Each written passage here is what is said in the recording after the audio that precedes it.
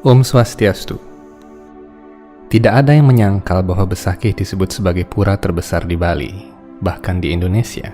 Dalam kenyataannya, Besakih bukanlah sebuah pura saja, namun terdiri atas lebih dari 20 pura besar maupun kecil. Bagaimana Besakih mendapatkan nama besarnya adalah jejak sejarah yang menarik untuk ditelusuri. Banyak peristiwa besar dalam lembar sejarah Bali kuno terkait dengan kemasyurannya. Hindu Times Channel senantiasa berusaha menyajikan konten Hindu informatif yang bahkan mungkin belum pernah Anda ketahui sebelumnya. Seluruh konten Hindu Times dibuat dengan usaha yang tulus untuk menyebarkan pengetahuan suci Weda yang langka dan uraian sejarah yang unik di berbagai tempat. Apabila Anda berkenan mendukung kiprah tulus kami, Anda dapat berkontribusi dengan cara menekan tombol like dan subscribe. Setiap kontribusi kecil Anda tersebut sangat bermanfaat bagi riset kami ke depan.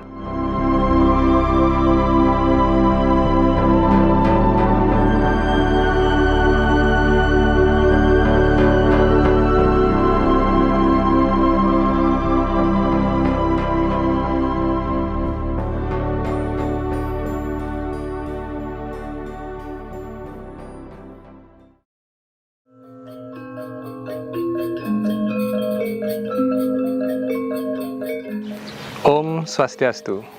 Sobat Hindu Times, kembali lagi dalam Hindu Times Live Report bersama saya. Dan kali ini saya berada di Kompleks Pura Agung Besakih. Hari ini kita akan bertualang menjelajah pura-pura apa saja yang ada di Kompleks Pura Agung Besakih ini, dan juga sejarah unik yang mungkin Anda belum tahu. Ikuti terus live report ini. Secara umum, sejarah keberadaan Pura Agung Besakih tidak terlepas dari perjalanan suci Resi Markandeya ke Bali pada abad ke-8.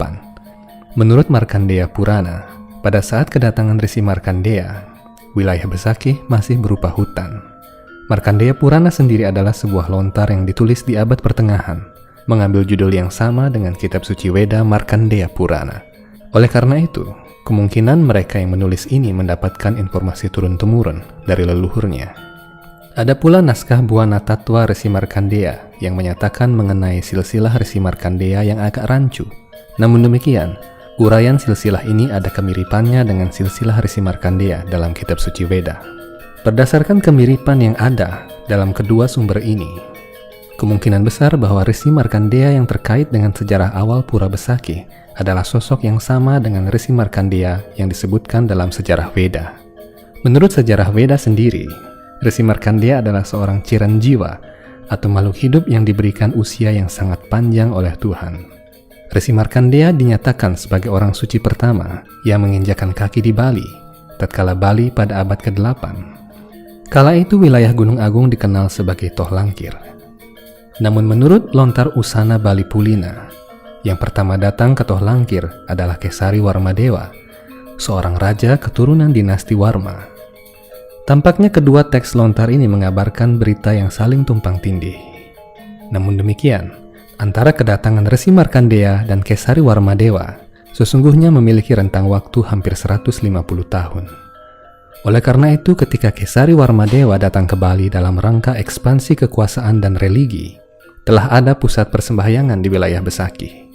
Karena itulah Kesari Warmadewa membangun petilasan di wilayah itu, yang kini dikenal sebagai Pura Merajan Selonding.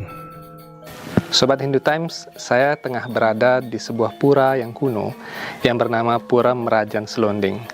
Menurut cerita Babad dan keyakinan yang berkembang di masyarakat Bali Aga, pura ini adalah pura pertama yang didirikan oleh Dalem Kesari Warmadewa tatkala beliau mendirikan pusat kerajaan di daerah Besakih. Menurut prasasti Pukuh yang ditemukan baru-baru ini tahun 2020, Kesari Warmadewa disebutkan akan menyerang musuh yang ada di utara. Kemungkinan itu adalah kerajaan Balingkang. Apabila Resi Markandeya pada saat itu berniat membangun peradaban pertama di Bali dengan mengajak ratusan pengikut, maka beliau pasti mencari sumber air. Ini adalah suatu hal yang logis. Sumber air bisa berupa sungai atau danau.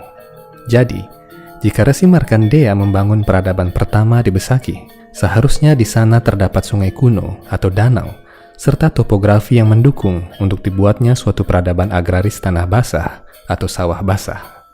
Untuk membuktikan hal ini, kita memerlukan data vulkanologi tentang terbentuknya Gunung Agung. Gunung Agung terbentuk lebih muda dibandingkan dengan Batur. Kondisi Gunung Agung tidak memungkinkan terbentuknya kaldera atau danau, dan cenderung lebih bersifat kering dibandingkan dengan kaldera Batur atau Beratan yang lebih tua. Karena itu berdasarkan sifat tanah dan kondisi muka bumi, peradaban pertama Pulau Bali tidak memungkinkan berada di Besakih karena letaknya yang agak jauh dari sumber air yang besar.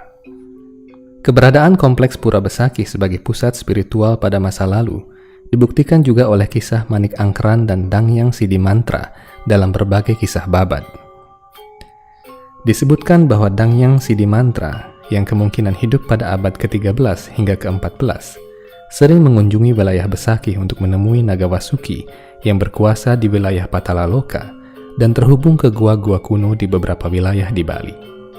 Legenda Dangyang Sidimantra, Naga Wasuki dan Manik Angkeran bukanlah sebuah dongeng belaka, sebab keberadaan keturunan Manik Angkeran masih ada hingga kini dan menjadi salah satu klan penting di Bali.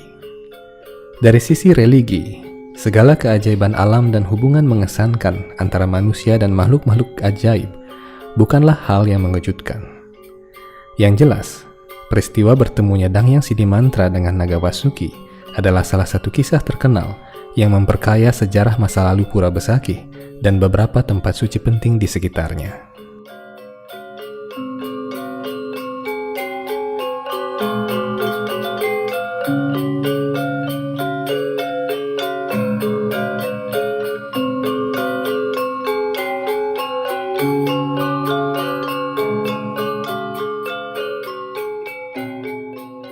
Sobat Hindu Times, di belakang saya adalah Pura Gua Raja, pura yang sangat bersejarah sekali. Kalau Sobat Hindu Times pernah mendengar cerita tentang terbentuknya Selat Bali menurut legenda, atau legenda Manik Angkeran tepatnya, atau legenda Dangyang Sidimantra, maka disinilah tempat Dangyang Sidimantra dan Manik Angkeran bertemu dengan Naga Wasuki. Ini adalah Pura Gua Raja, pura yang sangat bersejarah di kompleks Pura Besakih, dan sesungguhnya pura ini adalah jalur lava yang sangat kuno sekali. Kita akan melihat pura ini lebih dekat nanti, dan disinyalir bahwa goa yang ada di sini tembus di Gua Lawah, dan disinyalir juga bahwa karena gua ini disebutkan menurut kepercayaan setempat tembus di Gua Lawah, maka bisa diprediksi bahwa pada masa lalu jalur lava Gunung Agung ketika erupsi beberapa ratus tahun yang lalu juga melampaui tempat ini atau melalui tempat ini. Di tempat inilah dulu Dangyang Sidimantra bertemu dengan Naga Wasuki. Ketika beliau ingin bertemu dengan Naga Wasuki, beliau akan membunyikan genta. Nah, di tempat ini adalah payogan beliau, dan ini adalah salah satu pura yang wajib Sobat Hindu Times kunjungi manakala Sobat Hindu Times akan bersembahyang di kompleks Pura Besakih.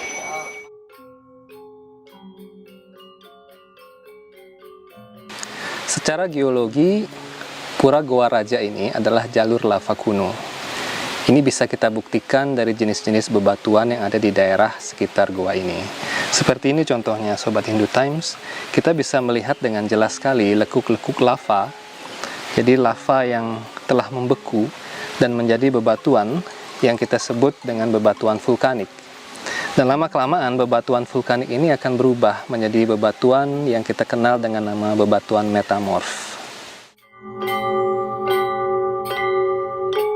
Apabila kita menelusuri kisah perjalanan Resi Markandeya dalam teks-teks lontar, kita akan menemukan di mana sesungguhnya peradaban pertama di Bali didirikan. Menurut uraian teks-teks kuno tersebut, Resi Markandeya memang berlabuh di Bali dan memilih wilayah kaki Gunung Agung sebagai tempat pertama beliau menyelenggarakan korban suci. Alasan Gunung Agung dipilih oleh Resi Markandeya adalah karena Gunung Agung merupakan gunung tertinggi di Bali dan memiliki aktivitas vulkanis yang tergolong tinggi pada masa itu. Padahal, beliau bisa saja memilih wilayah kaldera Batur yang lebih subur. Namun agaknya beliau memilih Gunung Agung karena telah ada jejak peninggalan yang jauh lebih kuno di sana. Kemungkinan dari zaman batu besar. Ini ditandai dengan bentuk dasar Pura Besakih yang menyerupai pundan berundak. Kemungkinan, pada saat kedatangan Resi Markandeya, telah ada situs pemujaan di tempat itu yang kemudian dipugar dan ditanami pancadatu. Sobat Hindu Times, kompleks utama Pura Agung Besakih ini terdiri atas 7 tingkat sesungguhnya, ya, yang melambangkan Sapta Loka atau 7 tingkat alam semesta. Beberapa sumber sejarah juga menyatakan bahwa ketujuh tingkat ini melambangkan proses penciptaan alam semesta. Nah, dalam live report kita kali ini, kita akan mencoba menelisik sejarah dan bukti-bukti nyata tentang ketujuh tingkat dari kompleks utama Pura Agung Besakih. Keberadaan situs pemujaan kuno di Besakih masih perlu dikaji ulang karena kurangnya bukti-bukti sejarah. Nyatanya, bukti artefak yang mendukung sejarah keberadaan Pura Besakih memang lebih sedikit dibandingkan dengan artefak yang ditemukan di wilayah Batur. Alasan lain mengapa Resi Markandeya memilih Gunung Agung sebagai tempat menanam pancadatu adalah karena kemungkinan telah terdapatnya sebuah kerajaan kuno di daerah Batur yang bernama Balingkang.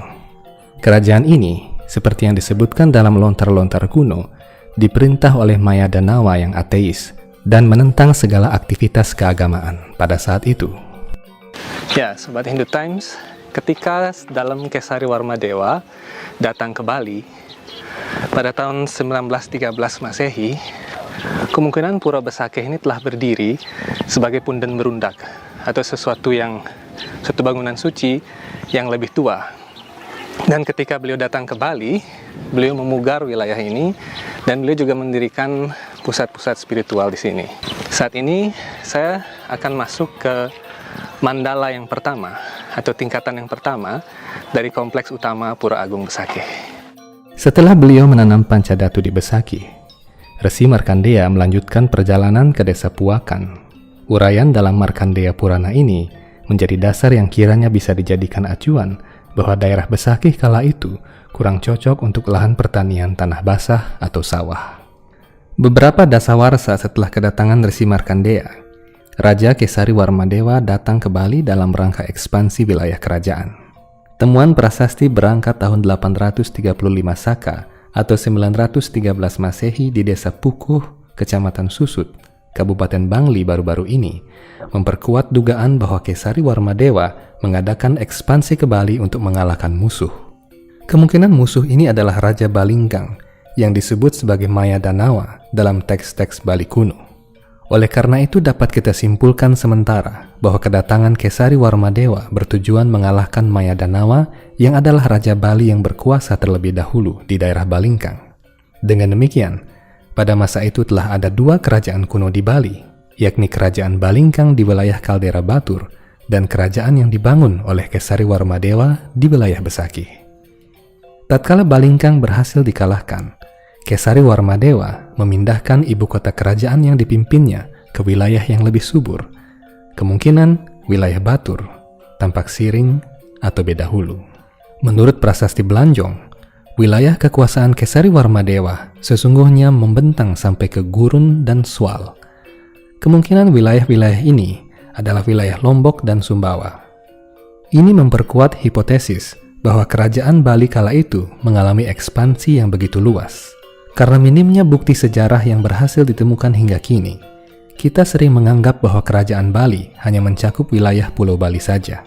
Selain itu, sumber-sumber lontar dan babat yang kita miliki belum dapat dijadikan sumber rujukan valid terkait dengan fakta yang sesungguhnya, sebab manuskrip babat kebanyakan mengandung unsur subjektivitas yang lebih tinggi daripada artefak berupa prasasti.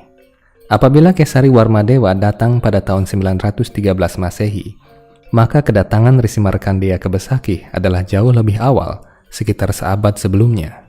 Merujuk pada berita Tiongkok bahwa mereka telah melakukan pelayaran ke wilayah Nusantara pada sekurang-kurangnya abad ke-6 Masehi, maka agaknya tidak mungkin Bali pada saat itu masih berupa hutan belantara sepenuhnya. Pastilah telah ada pusat-pusat peradaban maritim sebelum kedatangan Resi Markandeya. Ini adalah interpretasi dari sisi arkeologi dan paleontologi. Tatkala Kesari Warmadewa datang ke Bali, beliau memilih Gunung Agung karena di sana telah ada situs pemujaan yang ditinggalkan oleh Resi Markandeya. Alasan lain adalah karena beliau ingin mendirikan kamp pasukan untuk menyerang musuh yang berada di utara. Di sini dapat kita perkirakan bahwa legenda Maya Danawa mungkin adalah perang antara Laskar Singadwara di pihak Kesari Warmadewa melawan musuhnya di wilayah Balingkang. Setelah perang itu berakhir, nama kerajaan Singadwara atau Singa Mandawa menjadi nama resmi kerajaan Bali di bawah Panji-Panji Warmadewa. Sejak peperangan antara Kesari Warmadewa melawan Maya Danawa, wilayah Besakih sebagai situs kuno agaknya dilupakan. Situs pemujaan ini kemudian dipugar lagi pada masa pemerintahan Jayapangus pada abad ke-13 dengan dimulainya upacara Ekadasa Rudra. Pernyataan ini pun masih memerlukan klarifikasi karena minimnya bukti-bukti sejarah yang berhasil ditemukan.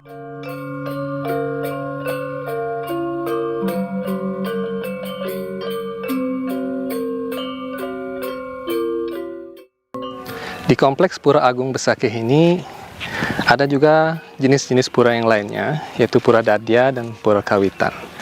Dalam live report kita kali ini, kita akan mencoba untuk menjelajah beberapa kawitan-kawitan penting yang ada di kompleks Pura Agung Besakih.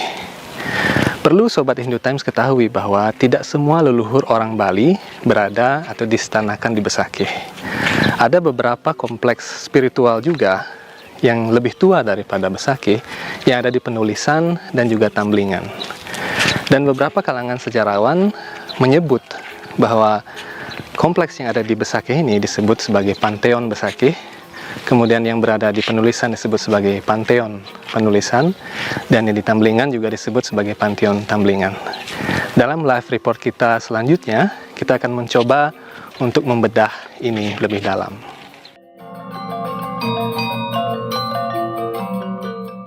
Kini Pura Besakih adalah sebuah kompleks pura yang terdiri atas sekurang-kurangnya 21 pura. Ada pura umum, Pura Kawitan, dan Pura Dadya atau sanak keluarga.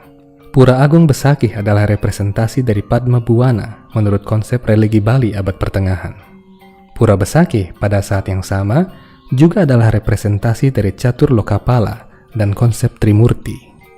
Di kompleks pura ini, Tuhan dipuja dalam wujud Saguna dan Nirguna bersama dengan para dewa penjaga penjuru dan para leluhur yang suci. Dengan kata lain, Besakih adalah ibu kota spiritual Pulau Dewata.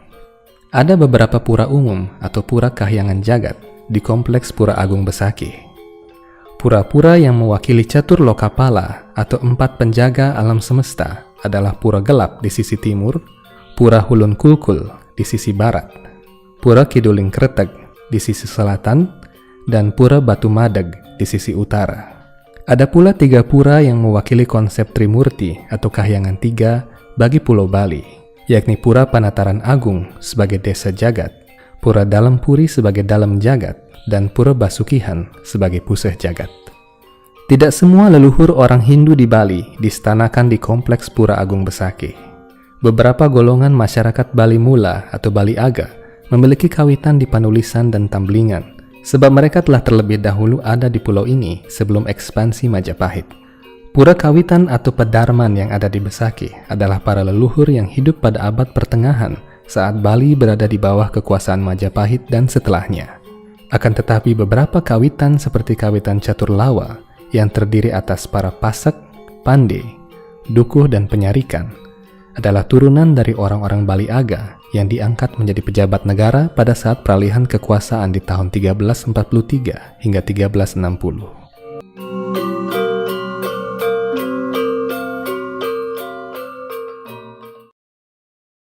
Di bagian utama Pura Agung Besakih, yakni di Kompleks Panataran Agung, terdapat 7 undakan. Ketujuh undakan tersebut adalah representasi dari Saptaloka, sehingga kadang disebut sebagai Saptaloka Mandala. Namun menurut para arkeolog, ketujuh undakan ini juga pada saat yang sama mewakili tahapan proses penciptaan alam semesta. Untuk mengetahui kodifikasi ini, kita harus melihat susunan pura dari undakan terakhir, yaitu undakan ketujuh. Ya, ini adalah tingkatan atau level atau mandala yang nomor 6. Jadi mandala ke-6 dari bawah ya Sobat Hindu Times. Ya, di sebelah kanan saya adalah pelinggih dari Batara Bukit Tengen. Jadi kanan, Tengen itu kanan. Kemudian yang di kiri ini adalah Batara Bukit Kiwe atau kiri ya. Dua pelinggih ini adalah hanya dua pelinggih yang ada di mandala ke-6 ini. Dan mandala ke-7 adalah tepat berada di belakang saya. Jadi mandala ke-7 itu tidak memiliki pelinggih, jadi kosong. Jadi sebidang tanah kosong yang menjadi simbolis bahwa tatkala alam semesta itu tercipta, jadi alam semesta material ini pada awalnya adalah tidak tercipta apapun, jadi kosong pertamanya. Barulah kemudian Tuhan meniupkan jiwa atau memberikan jiwa ke dalam alam material ini. Jadi ada dua jenis energi, yaitu energi rohani dan energi material. Jadi yang dilambangkan dengan Ida Batara Bukit Tengen dan Ida Batara Bukit Kiwa di level atau mandala ke-6 ini. Tatkala Anda tiba di undakan paling atas dari kompleks Pura Agung Besakih, Anda akan melihat sebidang tanah kosong yang tidak terlampau lebar. Tanah ini mewakili konsep luang atau ruang. Tatkala alam semesta ini tercipta, yang pertama-tama diciptakan adalah ruang atau space. Kemudian karena adanya perpaduan antara tenaga rohani dan tenaga material, terciptalah manifestasi alam semesta. Ini bisa kita lihat di undakan ke-6 yang hanya memiliki dua pelinggih saja, yaitu Ratu Bukit Kiwa dan Ratu Bukit Tengen. Di undakan ke-5 terdapat pelinggih utama yang ditujukan kepada Batara Mas Magelung dan sebuah meru untuk memuja Tuhan Saguna Brahman.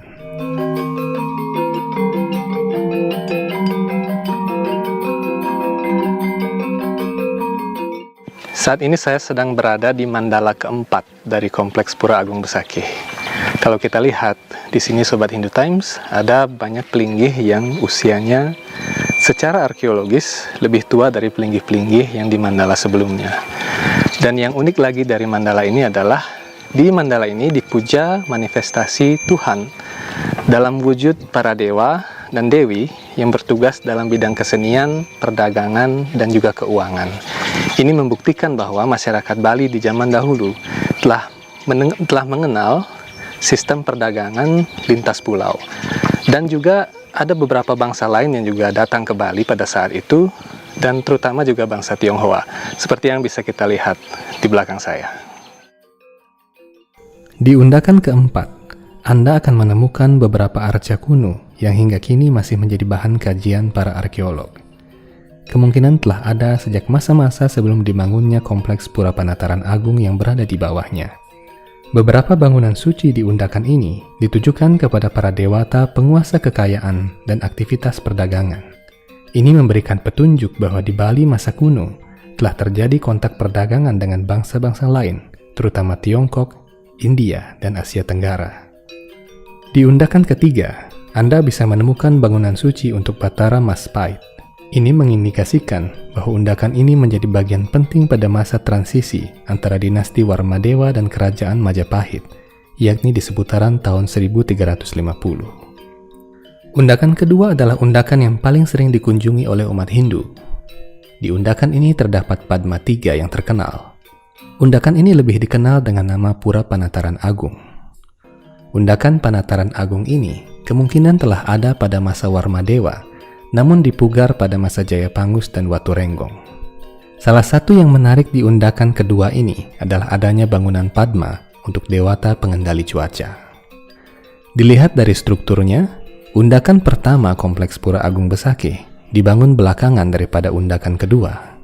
Kapan tepatnya undakan ini dibangun dan dipugar masih menjadi misteri. Undakan pertama ini adalah undakan awal untuk memasuki pura. Beberapa bangunan suci seperti Balai Papegat memberikan makna bahwa untuk mencapai Tuhan, seseorang terlebih dahulu harus memilah mana hal rohani dan mana hal yang duniawi. Orang sesungguhnya tidak bisa berjalan pada hal rohani dan duniawi secara bersamaan. Seseorang harus memilih salah satu jalan. Ini memerlukan sebuah kecerdasan. Dalam kitab suci Veda Bhagavad Gita, dinyatakan bahwa sebelum seseorang memahami tentang Tuhan, ia hendaknya belajar membedakan antara rohani dan material, antara roh atau atma dan badan. Setelah ia menyadari bahwa dirinya yang sejati adalah atma, maka saat itulah dia bisa mantap dalam jalan rohani menuju Tuhan. Inilah makna dari undakan pertama menuju Kori Agung Pura Besakih. Perjalanan kami hari itu mengelilingi kompleks Pura Besakih adalah perjalanan yang amat mengesankan. Pura Agung Besakih adalah sebuah replika semesta kecil yang mengagumkan. Berbagai peradaban manusia di zaman-zaman berbeda telah memberikan sentuhan yang memperkaya dirinya sebagai ibu kota spiritual Pulau Dewata. Nantikan live report kami selanjutnya. Dalam episode-episode mendatang, kami akan mengajak Anda bertualang ke Balingkang, menggali masa lalu yang terkubur di bawah lahar Gunung Batur. Sampai jumpa di live report selanjutnya. Om Santi Santi Santi Om.